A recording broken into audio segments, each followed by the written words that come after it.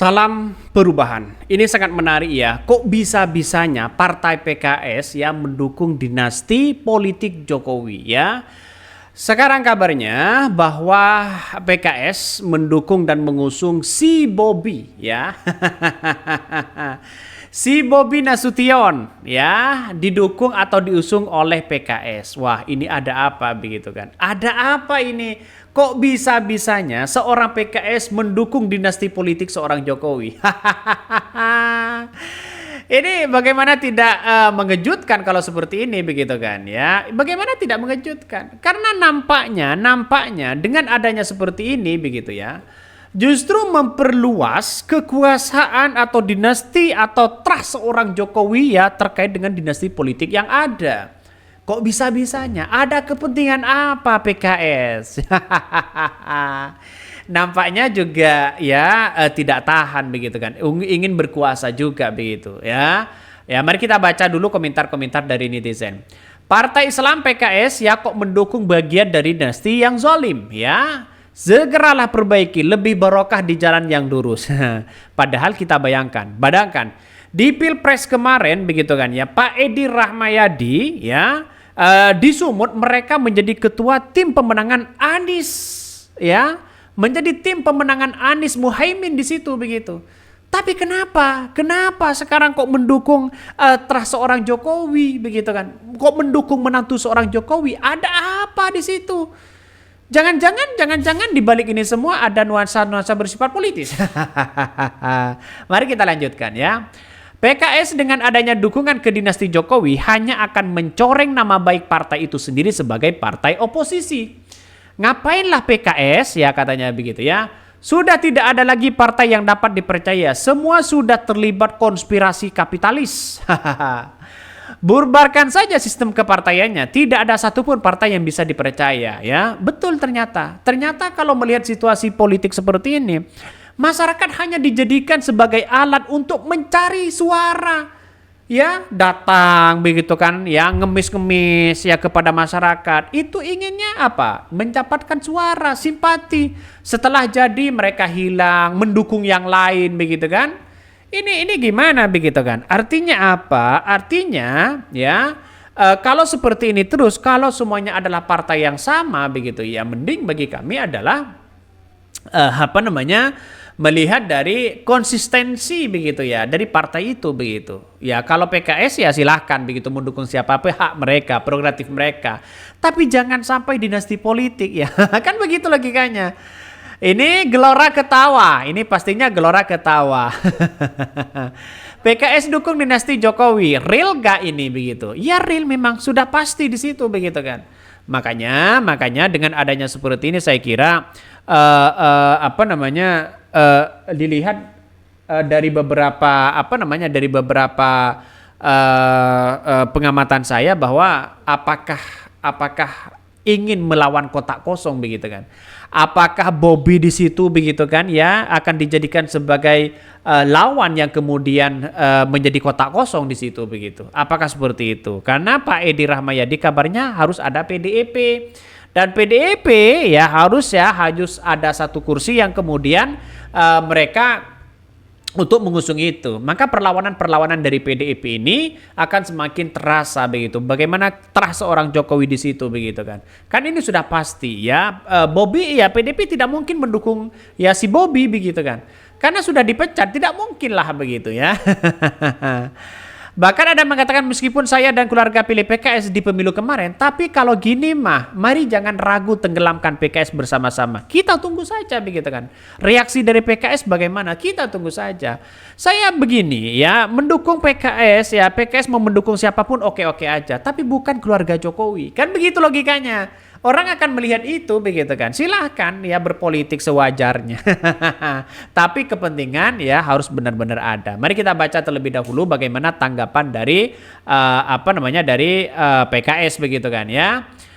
Seperti ini. Pada PKS akhirnya mendukung dinasti Jokowi di Pilgub Sumut. Ngeri ya. Ngeri sedap ini. Ngeri sedap ya. Bahkan di luar nalar dan sangat mengejutkan, PKS akhirnya mengusung Bobi Nasution ya atau BN menantu Jokowi untuk pemilihan Gubernur Pilgub Sumatera Utara Sumut. Keputusan ini diumumkan kemarin di kantor DPP PKS ya.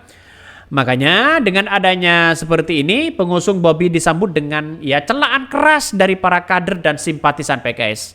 Malam tadi para simpatisan melepaskan rasa kesal dan jijik mereka terhadap langkah partai warna oranye itu.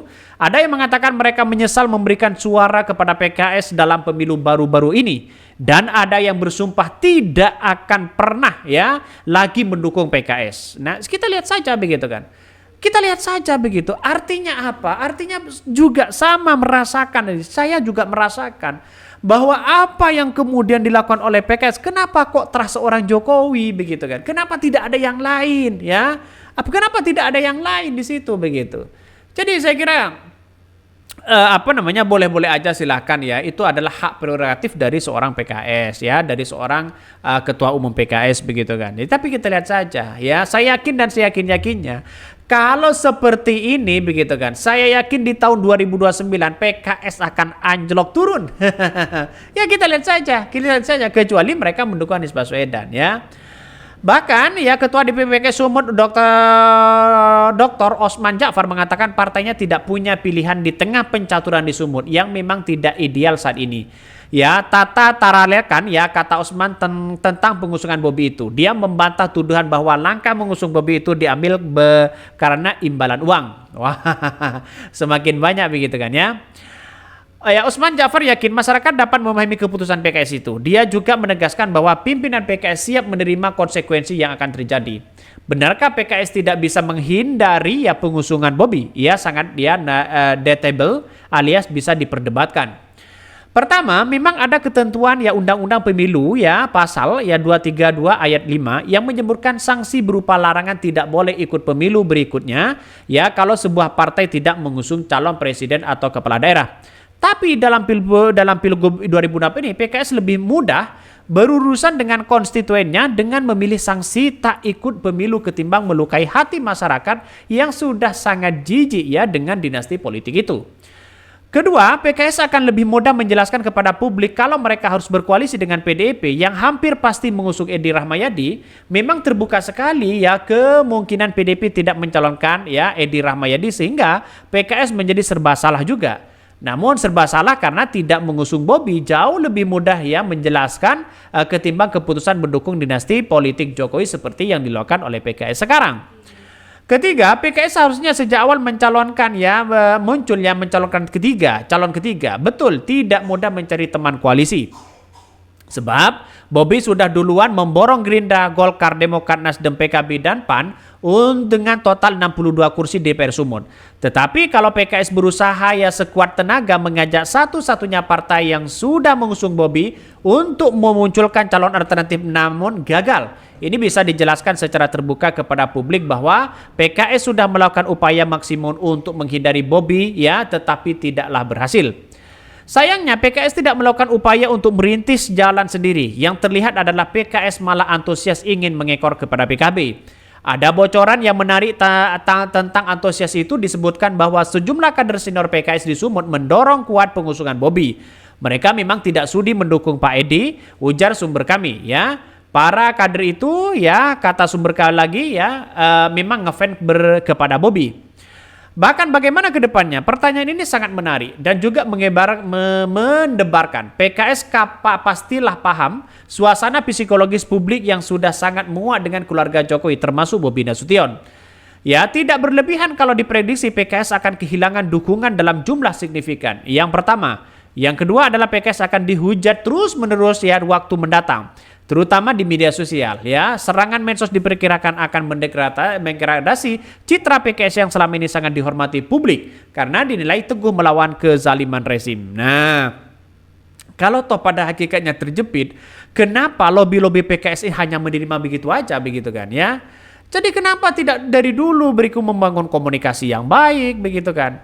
Artinya apa? Artinya kalau mereka membangun komunikasi yang baik saya kira juga bisa kok begitu kan.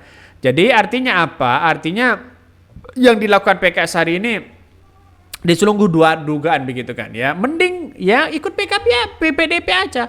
Apa susahnya dengan PDIP begitu kan. Di Jakarta kalau mengusung Anies, mengusung PKS, PDIP, saya kira tidak ada masalah begitu. Artinya apa? Artinya mungkin ya politik ini kan semakin cair mencair begitu kan ya. Ada indikasi apa di situ? Ya Edi Rahmayadi sudah tidak bisa lagi mencalonkan apa namanya?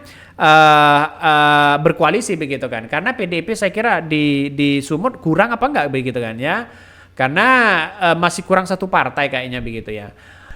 Mungkin itu yang kami sampaikan, tonton terus di channel Hodari News ini.